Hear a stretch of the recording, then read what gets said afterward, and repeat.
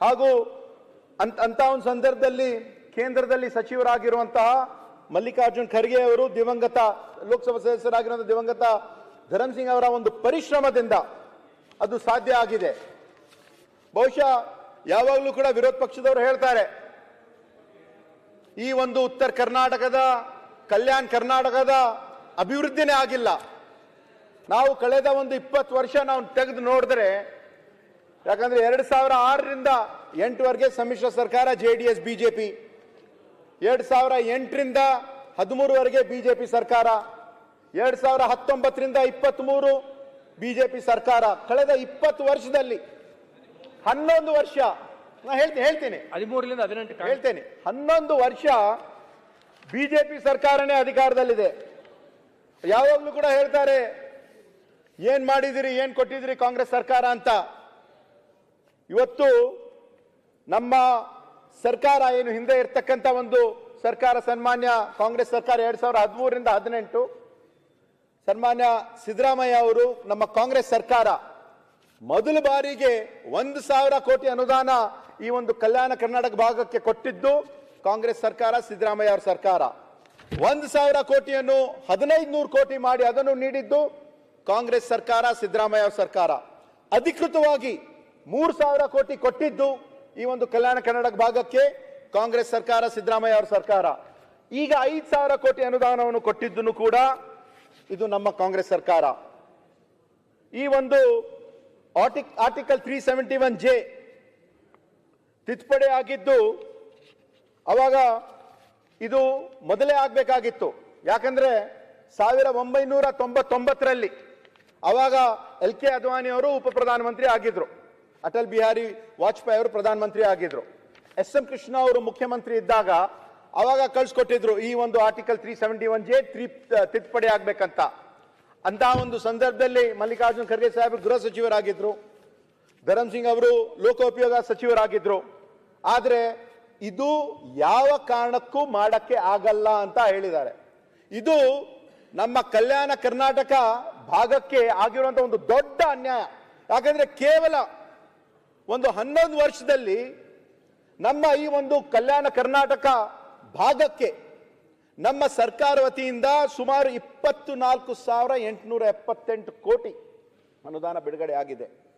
ಇದೇ 1999ರಲ್ಲಿ ಆಗ್ಬಿಟ್ಟಿದ್ರೆ ಸುಮಾರು 40ರಿಂದ 45,000 ಕೋಟಿ ಬರಬೇಕಾಗಿತ್ತು. ಆದ್ರೆ ಇದು ಬಿಜೆಪಿಯವರು ನಮ್ಮ ಈ ಒಂದು ಭಾಗಕ್ಕೆ ಮಾಡಿರುವಂತಹ ಒಂದು ಅನ್ಯಾಯ ಅಂತ ನಾವು ನೆನ್ಪಿಡಬೇಕಾಗ್ತದೆ. ಯಾಕಂದ್ರೆ ಈ ಒಂದು ಆರ್ಟಿಕಲ್ 371J ತಿದ್ದುಪಡಿಯಾಗಿ ಬಹಳಷ್ಟು ಜನರಿಗೆ ಅನುಕೂಲ ಆಗಿದೆ. ಗ್ರೂಪ್ ಎ ಮತ್ತು ಗ್ರೂಪ್ ಬಿ ಹುದ್ದೆಗಳಲ್ಲಿ ಸುಮಾರು 75% ಮೀಸಲಾತಿ, ಗ್ರೂಪ್ ಸಿ ಹುದ್ದೆಗಳಲ್ಲಿ 80% ಮೀಸಲಾತಿ, ಗ್ರೂಪ್ ಡಿ ಹುದ್ದೆಗಳಲ್ಲಿ ಸುಮಾರು 85% ಮೀಸಲಾತಿ. ಇದರಿಂದ ಬಹಳಷ್ಟು ಜನ ನಮ್ಮ ವಿದ್ಯಾರ್ಥಿಗಳಿಗೆ ಸುಮಾರು 51,606 ಯುವಕರಿಗೆ ವಿದ್ಯಾರ್ಥಿಗಳಿಗೆ ಇದು ಅನುಕೂಲ ಆಗಿದೆ. ಇಂಜಿನಿಯರಿಂಗ್ ಕಾಲೇಜ್ಗಳಲ್ಲಿ ಸುಮಾರು 25,690 ಸೀಟ್ಗಳು, ಮೆಡಿಕಲ್ ವೈದ್ಯಕೀಯ ಅಭ್ಯರ್ಥಿಗಳ ಸಂಖ್ಯೆ 9,956, ಕೃಷಿ ಸಂಬಂಧಿತ ವಿದ್ಯಾರ್ಥಿಗಳ ಸಂಖ್ಯೆ 4,164, ಹೋಮಿಯೋಪತಿ ವಿದ್ಯಾರ್ಥಿಗಳಂದ್ರೆ ಸುಮಾರು 3,500 ಹಾಗೂ ಡೆಂಟಲ್ ಸ್ಟೂಡೆಂಟ್ ಸುಮಾರು 2,000, ಬಿ ಫಾರ್ಮಸಿ, ಡಿ ಫಾರ್ಮಸಿ ಎಲ್ಲ ಸೇರಿಸಿದ್ರೆ ಸುಮಾರು 51,606 ಎಲ್ಲ ವಿದ್ಯಾರ್ಥಿಗಳಿಗೆ ಅನುಕೂಲ ಆಗಿದೆ. ಯಾವ ಕಾರಣಕ್ಕೂ ನಾವು ಮರಿಬಾರದು. ಇವತ್ತು ನಮ್ಮ ಮುಖ್ಯಮಂತ್ರಿಗಳು ಸನ್ಮಾನ್ಯ ಸಿದ್ದರಾಮಯ್ಯ ಅವರು ಮೊನ್ನೆ ಸುಮಾರು ಮಾರ್ಚ್ 7ನೇ ತಾರೀಕಿಗೆ ಈ ಒಂದು ಆಯವ್ಯಯ ಏನು ಮಂಡಿಸಿದ್ರು 4,09,549 ಕೋಟಿ. ಅದರಲ್ಲಿ 5,000 ಕೋಟಿ ನಮ್ಮ ಕಲ್ಯಾಣ ಕರ್ನಾಟಕ ಭಾಗಕ್ಕೆ ಅವರು ನೀಡಿದ್ದಾರೆ. ಅದೇ ಒಂದು ರೀತಿಯಿಂದ ನಾವು ನೋಡಿದ್ರೆ ಕೇಂದ್ರದಲ್ಲಿರ್ತಕ್ಕಂಥ ಸುಮಾರು ಬಜೆಟ್ ಅಂದ್ರೆ 50,65,000 ಕೋಟಿ, ಸುಮಾರು 12-13 ಪಟ. ಆದ್ರೆ ನಮ್ಮ ಕಲ್ಯಾಣ ಕರ್ನಾಟಕ ಭಾಗಕ್ಕೆ, ಉತ್ತರ ಕರ್ನಾಟಕ ಭಾಗಕ್ಕೆ ಎಷ್ಟು ದುಡ್ಡನ್ನು ನೀಡಿದ್ದಾರೆ? ಏನು ಕೊಟ್ಟಿಲ್ಲ. ಬಹುಶಃ ನಾವು ತೆಗೆದು ನೋಡಿದ್ರೆ 2014ರಲ್ಲಿ ಸುಮಾರು ಈ ಒಂದು ಭಾಗದ ಜನ, ಅವ್ರಿಗೆ ಕರ್ನಾಟಕ ರಾಜ್ಯದ ಜನ ಅವ್ರಿಗೆ ಆಶೀರ್ವಾದವನ್ನು ಮಾಡಿದ್ದಾರೆ. ಬಿಜೆಪಿ ಅವರಿಗೆ, NDA ಅವರಿಗೆ 2014ರಲ್ಲಿ 17 ಜನ MP ಯನ್ನು ಆಯ್ಕೆ ಮಾಡಿ ಕಳಿಸಿದ್ರು. 2019ರಲ್ಲಿ 26 ಜನ, 28ರಲ್ಲಿ 26 ಜನರಿಗೆ ಆಯ್ಕೆ ಮಾಡಿ ಕಳಿಸಿದ್ರು.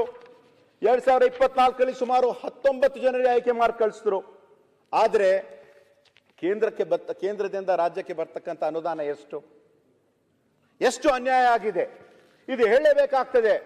ಯಾಕಂದ್ರೆ ಕೇಂದ್ರ ಸರ್ಕಾರವು ಈ ಒಂದು 15ನೇ ಹಣಕಾಸು ಆಯೋಗದಿಂದ ಮತ್ತು ಕೇಂದ್ರ ಸರ್ಕಾರದಿಂದ ಈ ಒಂದು ಕಳೆದ 5 ವರ್ಷದಲ್ಲಿ 2023ರ ಕೇಂದ್ರ ಬಜೆಟ್ನಲ್ಲಿ ಭದ್ರಾ ಮೇಲ್ದಂಡೆ ಯೋಜನೆಗೆ ಶಿಫಾರಸು ಮಾಡಲಾದ ಅನುದಾನ 5,300 ಕೋಟಿ ಬಂದಿದ್ದು ಶೂನ್ಯ. 15ನೇ ಹಣಕಾಸು ಆಯೋಗದಲ್ಲಿ ಶಿಫಾರಸು ಮಾಡಲಾದ ವಿಶೇಷ ಅನುದಾನ 5,495 ಕೋಟಿ ಬಂದಿದ್ದು ಶೂನ್ಯ.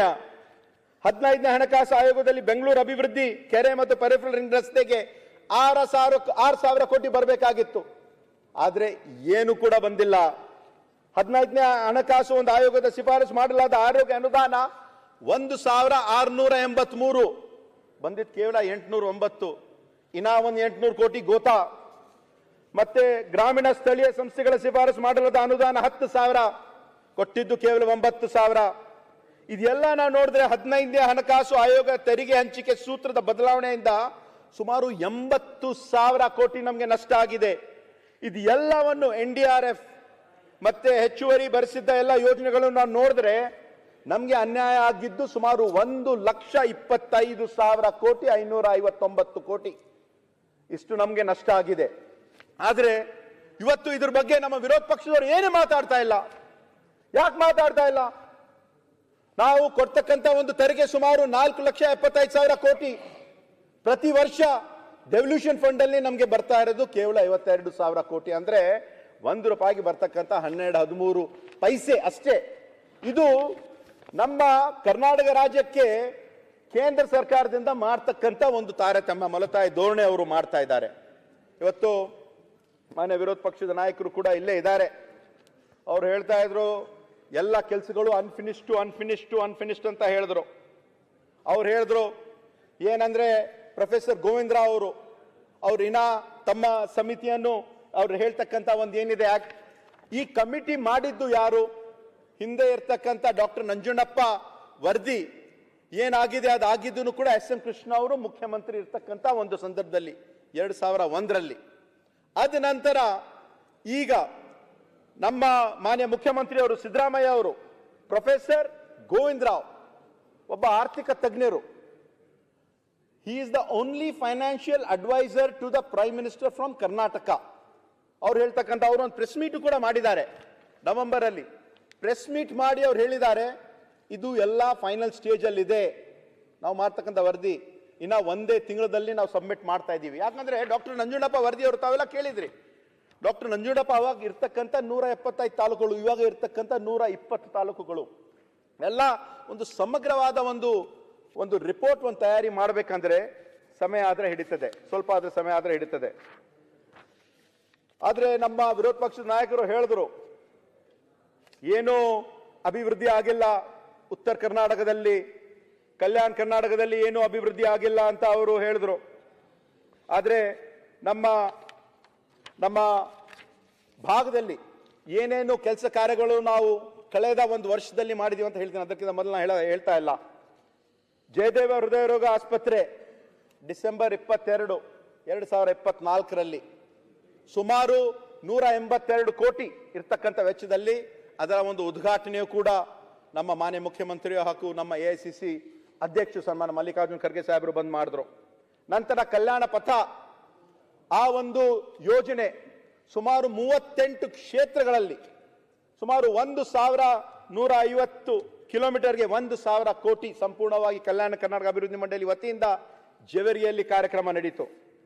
ತಾಯಿ ಮತ್ತು ಮಕ್ಕಳ ಆಸ್ಪತ್ರೆ ಇಂದಿರಾ ಗಾಂಧಿ ಆಸ್ಪತ್ರೆ ಇದೆಲ್ಲ ಏಪ್ರಿಲ್ 16ನೇ ತಾರೀಕಿಗೆ ಅದರ ಒಂದು ಕಾರ್ಯಕ್ರಮವು ಕೂಡ ಕಲಬುರಗಿಯಲ್ಲಿ ನಡೆಯಿತು.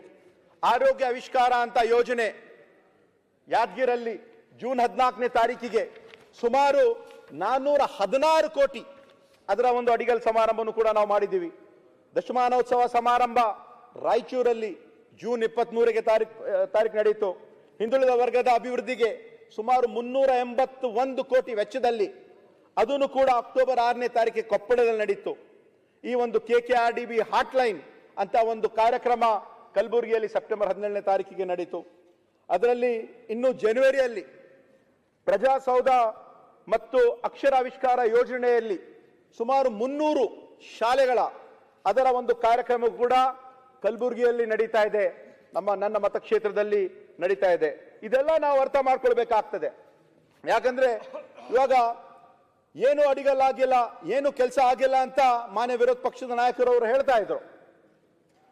ಆದ್ರೆ ಹೇಳ್ತಕ್ಕಂಥ ಸುಮಾರು 415 ಕೋಟಿ ವೆಚ್ಚದಲ್ಲಿ ಆರೋಗ್ಯ ಆವಿಷ್ಕಾರ ಯೋಜನೆಯಲ್ಲಿ ಪ್ರಾಥಮಿಕ ಆರೋಗ್ಯ ಕೇಂದ್ರಗಳು, ಸಮುದಾಯ ಆರೋಗ್ಯ ಕೇಂದ್ರಗಳು, ತಾಯಿ ಮತ್ತು ಮಕ್ಕಳ ಆಸ್ಪತ್ರೆಗಳು, ತಾಲೂಕು ಮಟ್ಟದಲ್ಲಿ ಇರ್ತಕ್ಕಂಥ ಆಸ್ಪತ್ರೆಗಳು, ಜಿಲ್ಲಾ ಮಟ್ಟದಲ್ಲಿ ಇರ್ತಕ್ಕಂಥ ಆಸ್ಪತ್ರೆಗಳು, dialysis centre, KKRDB hot line, KKRDB blood line ಮತ್ತು ಆಂಬ್ಯುಲೆನ್ಸ್ಗಳು, ಹಲವಾರು ಕೆಲಸ. ಇಲ್ಲಿ ಹಿಂದೆ ಇರ್ತಕ್ಕಂಥ ತಾವು ನೋಡದೆ ಹಿಂದೆ ಇರ್ತಕ್ಕಂಥ ಒಂದು ಅವಧಿಯಲ್ಲಿ ಅಧ್ಯಕ್ಷರೇ ಹೇಳ್ರಿ, ಎಲ್ಲ ಮುಂದುವರೆದಿದೆ ಅಂದ್ರ ಮೇಲೆ ಚರ್ಚೆ ಯಾಕೆ? ಕ್ಲೋಸ್ ಮಾಡಿಬಿಡಿ. ಈಗ ಸರ್ ಪೂರ್ತಿ ಮುಗಿದಿಲ್ಲ. ಅವ್ರು ಹೇಳ್ತಾರೆ ಕಲ್ಯಾಣ ಕರ್ನಾಟಕ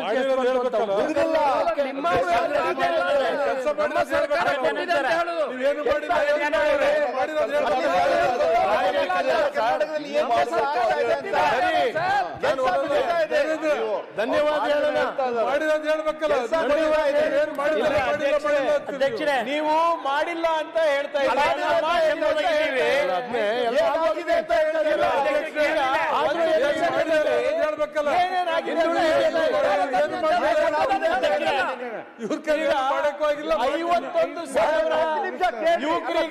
ಸೀಟ್ ಸಿಕ್ಕಿರೋದು ಹೇಳ್ಬಾರ್ದ ಸರ್? ನೀವೇ ಹೇಳಿ. ಮಾನ್ಯ ಸಭಾಧ್ಯಕ್ಷರೇ, ನೀವು ಇಲ್ಲ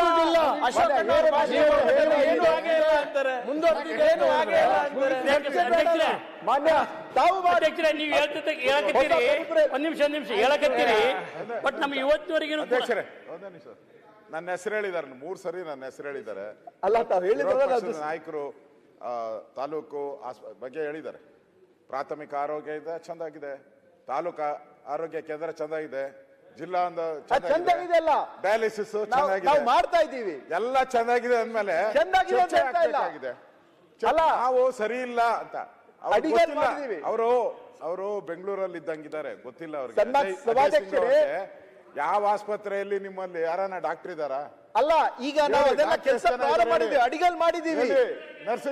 ಅಡಿಗಲ್ ತಾವೇನ್ ಹೇಳಿದ್ರಿ, ಒಂದು ಕೆಲಸ ಪ್ರಾರಂಭ ಆಗಿಲ್ಲ ಅಂತ ಹೇಳಿದ್ರಿ. ಲಾಸ್ಟ್ ನಿಮ್ಮಲ್ಲಿ ಎಜುಕೇಶನ್ ಅಲ್ಲಿ ಲಾಸ್ಟ್ ಅಲ್ಲಿ ಬಂದಿದ್ದೀರಾ? ಅಲ್ಲ, ಹೇಳ್ತೀನಿ, ಅದ್ರ ಬಗ್ಗೆ ಹೇಳ್ತೀನಿ. ಎಲ್ಲ ಸರಿ ಇದೆ, ಎಲ್ಲ ಸರಿ ಇದೆ. ಅಲ್ಲ, ಸರಿ ಇದೆ ಅಂತ ಹೇಳ್ತಾರೆ. ಕೆಲಸ ಪ್ರಾರಂಭ ಮಾಡಿದೀವಿ, ಕೆಲಸ ಪ್ರಾರಂಭ ಮಾಡಿದೀವಿ ಅಂತ ಹೇಳ್ತಾ ಇದ್ದೀವಿ. ಚರ್ಚೆ ಆಗ್ಬೇಕು ಅಂತ ನಾನು ಹೇಳಿದೆ. ಅಲ್ಲ, ಹೇಳ್ಬಿಟ್ಟಿದ್ರೆ ತಗೊಂತಾನೆ ಇರ್ಲಿಲ್ಲ ಚರ್ಚೆಗೆ.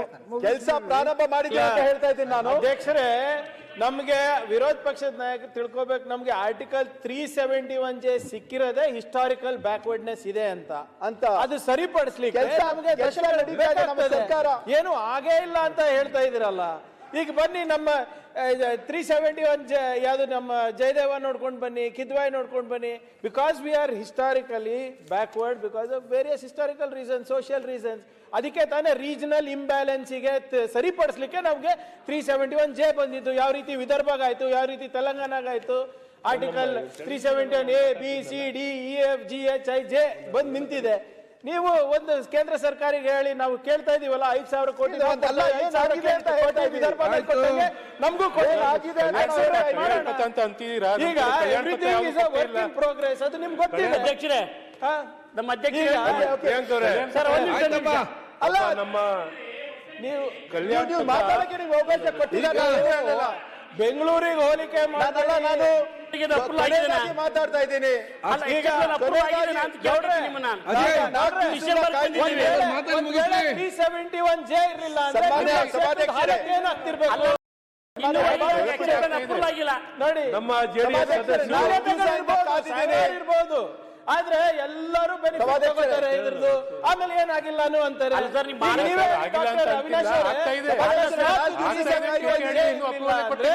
ನಮ್ಮ ಹಾಲತ್ ಏನಿರ್ತಾ ಇತ್ತು? ಸರ್, ಆಗ್ತಾ ಇದೆ. ಉದ್ಯೋಗದಲ್ಲಿರ್ಬೋದು, ಸರ್ಕಾರಿ ನೌಕರಿದಲ್ಲಿರ್ಬೋದು, ಸರ್, ಒಂದ್ ನಿಮಿಷ ಸರ್. ಈ ಮಾಡ್ತಾ ಇದ್ದಾರೆ ಇರ್ತಕ್ಕಂಥ ಅಧಿಕಾರಿಗಳು ನಂದೇ ಕ್ಷೇತ್ರದ್ದು 5 ಸಲ ವಾಪಸ್ ಆಗ್ತಾರೆ. ಸರಿಪಡಿಸಿ ಕಳಿಸಿ ಪಟ್ಟಿನ ಅಧಿಕಾರಿಗಳು ಕೆಲಸ ಮಾಡಿದ್ರೆ ಏನ್ ಮಾಡೋದು? ನಿಮಗೆ ಮಾನದಂಡ ಇದೆ, ನನಗೂ ಅದೇ ಮಾನದಂಡ ಆಗಲ್ಲ ಸರ್. ಮಾನದಂಡ ಅಪ್ರೂವ್ ಆಗುತ್ತೆ.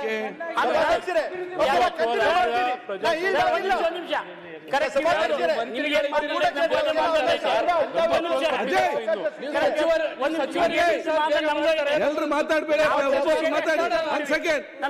ಏನ್ ವಿಷಯ ಹೇಳಿ. ಒಂದ್ ನಿಮಿಷ, ನನ್ನ ಪಕ್ಕದಲ್ಲಿ ಅಪ್ರೂವ್ ಆಗುತ್ತೆ.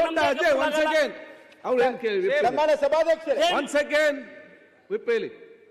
ಆಯ್ತಲ್ಲ, ಆಯ್ತು ಅಜಯ್ ಮಾತಾಡಿ. ಸಭಾಧ್ಯಕ್ಷರೇ, ಇಲ್ಲ, ಸಚಿವರಿದ್ದಾರೆ, ಶಾಸಕರದ್ದು ಆಗಿಲ್ಲ ಅಷ್ಟೇ. ವಿರೋಧ ಪಕ್ಷದ ನಾಯಕರು ಮತ್ತೆ ಹೇಳಿದ್ರು ನಮ್ಮ ಕಲ್ಯಾಣ ಕರ್ನಾಟಕ ಭಾಗ ಈ ಒಂದು ಎಜುಕೇಶನ್ ಅಲ್ಲಿ, ಶಿಕ್ಷಣದಲ್ಲಿ ಹಿಂದುಳಿದ ಇದೀವಿ ಅಂತ ಹೇಳಿದ್ರು. ನಾವು ಆ ಕಾರಣಕ್ಕಾಗಿ ನಾವು ಅಧಿಕಾರಕ್ಕೆ ಬಂದ ನಂತರ ಈ ಒಂದು 5 ವರ್ಷ ಶೈಕ್ಷಣಿಕ ವರ್ಷ ಅಂತ ಘೋಷಣೆ ಮಾಡಿದ್ದೀವಿ. ಕನಿಷ್ಠ 25% ಹಣ ನಮ್ಮ ಕಲ್ಯಾಣ ಕರ್ನಾಟಕ ಮಂಡಳಿಗೆ ಬಂದಿರುವಂತಹ ಹಣ ಕಡ್ಡಾಯವಾಗಿ ಶಿಕ್ಷಣಕ್ಕೆ ಉಪಯೋಗಿಸಬೇಕಂತ ನಾವು ಆದೇಶ ಹೊರಡಿಸಿದ್ದೀವಿ. ಎಲ್ಲರೂ ಕೂಡ ಅದಕ್ಕೆ ಒಪ್ಕೊಂಡಿದ್ದಾರೆ. ಮತ್ತೆ ಇವತ್ತು ಮಾನ್ಯ ನಮ್ಮ ಶಿಕ್ಷಣ ಸಚಿವರು ಕೂಡ ಇಲ್ಲೇ ಇದ್ದಾರೆ. ನಮ್ಮ ಕಲ್ಯಾಣ ಕರ್ನಾಟಕ ಭಾಗದಲ್ಲಿ ಏನೇನು ನಾವು ಮಾಡಬೇಕು, ಯಾಕಂದ್ರೆ ಹೆಚ್ಚಿನ ಆದ್ಯತೆ ಶಿಕ್ಷಣ ಮತ್ತೆ ಆರೋಗ್ಯಕ್ಕೆ ನಾವು ನೀಡ್ತಾ ಇದ್ದೀವಿ. ಡಾಕ್ಟರ್ ನಂಜುಂಡಪ್ಪ ಅವರು ಕೂಡ ಆ ಒಂದು ರೀತಿಯಿಂದ ಹೇಳಿದರು. ಇವತ್ತು ಸಾಯಂಕಾಲ 5 ಗಂಟೆಗೆ ಈ ಒಂದು ಡಾಕ್ಟರ್ ಛಾಯಾ ದೇವಗಂಕರ್ ಅವರ ಒಂದು ಸಮಿತಿ ಮಾನ್ಯ ಮುಖ್ಯಮಂತ್ರಿ ಅವರಿಗೆ ಒಂದು ಎಜುಕೇಶನ್ ಎಕ್ಸ್ಪರ್ಟ್ ಕಮಿಟಿ ಅಂತ ನಾವು ಮಾಡಿದ್ವಿ. ಒಂದು ರಿಪೋರ್ಟ್ ಕೂಡ ಕೊಟ್ಟಿದ್ದಾರೆ. ಈಗ ಇದರಲ್ಲಿ ಇರ್ತಕ್ಕಂಥ ಬಹಳಷ್ಟು ಶಿಫಾರಸುಗಳು, ನಾವು ಏನೇನು ಮಾಡಬೇಕು, ಏನೇನು ಅವಶ್ಯಕತೆ ಇದೆ ನಮ್ಮ ಭಾಗದಲ್ಲಿ. ಯಾಕಂದ್ರೆ ಓವರ್ನೈಟ್ ಚೇಂಜಸ್ ಎಲ್ಲೂ ಕಾಣಕ್ಕೆ ಆಗಲ್ಲ. ನಾವು ಮಾಡ್ತಕ್ಕಂಥ ಇವತ್ತು ಇಡೀ ಕರ್ನಾಟಕ ರಾಜ್ಯದಲ್ಲಿ ಇರ್ತಕ್ಕಂಥ KPS ಶಾಲೆಗಳ ಎಷ್ಟಂದ್ರೆ 247. ಇವತ್ತು ಮಧು ಬಂಗಾರಪ್ಪ ಅವರು ಶಿಕ್ಷಣ ಸಚಿವರಾಗಿ ಸುಮಾರು 700 ಶಾಲೆಗಳಾಗ್ತಾ ಇದೆ. ಎಲ್ಲ ಸೇರಿ 900. ಇವಾಗ ತಂಗಿರ್ತಕ್ಕಂಥ 247. ಮತ್ತೆ ಕಲ್ಯಾಣ ಕರ್ನಾಟಕದಲ್ಲಿ 247 KPS ಶಾಲೆಗಳು ಇದ್ದಿದ್ದು ಕೇವಲ 60. ಈ ವರ್ಷ ನಾವು ಈ ಒಂದು ಶಿಕ್ಷಣ ಇಲಾಖೆ ಹಾಗೂ ಕಲ್ಯಾಣ ಕರ್ನಾಟಕ ಅಭಿವೃದ್ಧಿ ಮಂಡಳಿ ವತಿಯಿಂದ ಅವರು 100, ನಾವು 200, 300 ಶಾಲೆಗಳನ್ನು ನಾವು ಪ್ರಾರಂಭ ಮಾಡ್ತಾ ಇದೀವಿ. ಅಂದ್ರೆ ಕೆಲಸ ಪ್ರಾರಂಭ ಆಗ್ತದೆ. ಇನ್ನ ಒಂದು 1.5-2 ವರ್ಷದಲ್ಲಿ 60 ಇದ್ದಿದ್ದು 360 ಆಗ್ತದೆ. ಅದರಿಂದ ಆ ಒಂದು ನಮ್ಮ ಭಾಗದಲ್ಲಿ ಇರ್ತಕ್ಕಂಥ ಅನುಕೂಲ. ಅದರ ಜೊತೆಯಾಗಿ NSQF national skill qualification framework, SSLC ಫಲಿತಾಂಶ ಸರಿಪಡಿಸಲು ಸುಮಾರು 10 ಕೋಟಿ ಅನುದಾನ ಕೂಡ ನಾವು ಇಟ್ಟಿದ್ದೀವಿ. ECC early child care education, bilingual English and Kannada. ಹಿಂದಿನ ವರ್ಷ LKG UKG ನಾವು ಪ್ರಾರಂಭ ಮಾಡಿದ್ವಿ. ನಾವೇನು ಅನ್ಕೊಂಡ್ವಿ, ಒಂದು 10-15 ಸಾವಿರ ಮಕ್ಕಳು ಬರ್ಬೋದು. ಯಾಕಂದ್ರೆ ಆ ಭಾಗದಲ್ಲಿ ಇರ್ತಕ್ಕಂಥ ಜನರಿಗೆ, ಹಳ್ಳಿಯಲ್ಲಿ ಇರ್ತಕ್ಕಂಥ ಜನರಿಗೆ UKG LKG ಕಳ್ಸಕ್ಕೆ ಅವಕಾಶ ಇರಲಿಲ್ಲ. ಆದ್ರೆ ನಮ್ಮ ಸರ್ಕಾರ ಬಂದಾಗ ಕೇವಲ 1 ತಿಂಗಳಲ್ಲಿ 42,000 ಮಕ್ಕಳು ಅಡ್ಮಿಷನ್ ತಗೊಂಡಿದ್ದಾರೆ. ಇದೆಲ್ಲ ನಾವು ಪ್ರಯತ್ನವನ್ನು ನಾವು ಮಾಡ್ತಾ ಇದ್ದೀವಿ. ನಾವು ಕಳೆದ ಏನಾಗಿದೆ ಅಂತ ಹೇಳಿದ್ರೆ ಒಂದು ಕೆಲವು ನಿಮಿಷಗಳಲ್ಲಿ ಹೇಳೋದು ಅತಿ ಅವಶ್ಯಕತೆ ಇದೆ. ನಮ್ಮ ಸರ್ಕಾರ ಬಂದ ನಂತರ 2023ರಿಂದ ಇವಾಗ 2.5 ವರ್ಷದಲ್ಲಿ ಅಕ್ಷರಾವಿಷ್ಕಾರ ಯೋಜನೆ ಅಡಿಯಲ್ಲಿ ಸುಮಾರು 1,695 ಕೋಟಿ ಅನುದಾನ ಇಟ್ಟು ಇವಾಗ ಹಂತದಲ್ಲಿ ನಾವು ಖರ್ಚು ಮಾಡ್ತಾ ಇದ್ದೀವಿ. ಕಲ್ಯಾಣ ಪಥ 1,000 ಕೋಟಿ, 1,155 ಕಿಲೋಮೀಟರ್, ಸುಮಾರು 38 ಕ್ಷೇತ್ರಗಳಲ್ಲಿ ನಾವು ಕಲ್ಯಾಣ ಪಥ ಯೋಜನೆ ಮಾಡ್ತಾ ಇದ್ದೀವಿ. ಆರೋಗ್ಯ ಆವಿಷ್ಕಾರ ಯೋಜನೆ ಅಡಿಯಲ್ಲಿ ಈ ಒಂದು ಭಾಗದಲ್ಲಿ ಎಲ್ಲವನ್ನು ನಾವು ನೋಡಿದ್ರೆ ಸುಮಾರು 1,952 ಕೋಟಿ ಹಂತವಾಗಿ ಖರ್ಚು ಮಾಡ್ತಾ ಇದ್ದೀವಿ. ಅಲ್ಪಸಂಖ್ಯಾತರ ಅಭಿವೃದ್ಧಿಗಾಗಿ ಸುಮಾರು 358 ಕೋಟಿ, ಹಿಂದುಳಿದ ವರ್ಗದ ಅಭಿವೃದ್ಧಿಗಾಗಿ 381 ಕೋಟಿ. ಚರ್ಚೆ ನಡೀತಾ ಇರೋದು ಕಲ್ಯಾಣ ಕರ್ನಾಟಕದ ಅಲ್ಲ, ಉತ್ತರ ಕರ್ನಾಟಕದ್ದು. ಅವ್ರು ಪೂರ್ತಿ ಕಲ್ಯಾಣ ಕರ್ನಾಟಕದ್ದು ಹೇಳ್ತಾರೆ. ನಾನು ಕಲ್ಯಾಣ ಕರ್ನಾಟಕ ಬಗ್ಗೆ, ನಾನು ಕಲ್ಯಾಣ ಕರ್ನಾಟಕ ಭಾಗದವನಿದ್ದೀನಿ. ನಾನು ಇಡೀ ಉತ್ತರ ಕರ್ನಾಟಕದ ನಾನು ಯಾವ ಭಾಗಕ್ಕೂ ಇಲ್ವಾ? ಕಲ್ಯಾಣಕ್ಕೂ ಇಲ್ಲ, ಉತ್ತರ ಕರ್ನಾಟಕಕ್ಕೂ ಇಲ್ಲ. ಅಲ್ಲ ಅಗರವ್ರೆ, 1 ಮಿನಿಟ್ ನೋಡಿ. Kalyana Karnataka is also part of the northern Karnataka. ಅವ್ರು ಮಾಡೋದ್ರಲ್ಲಿ ಏನ್ ತಪ್ಪಿದೆ? ಹೀಗೆ ಆಯ್ತು ಮಾತಾಡಬೇಕು. ರಾಯರೆಡ್ಡಿ ಅವರೇ ಚೇರ್ಮನ್ ಕಲ್ಯಾಣ